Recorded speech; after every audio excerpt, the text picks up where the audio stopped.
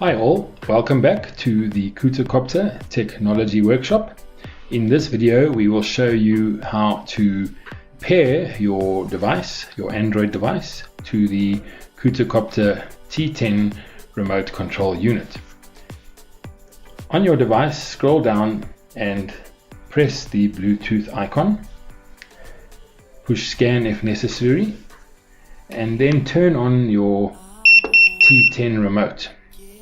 The remote will obviously start beeping. You will then see on your screen the available devices. Click that. Make sure you're in Bluetooth pairing mode. Click it.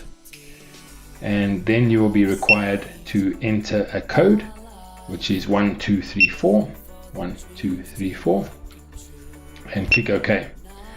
Now you can see under paired devices, the T10 remote is connected to your phone via Bluetooth.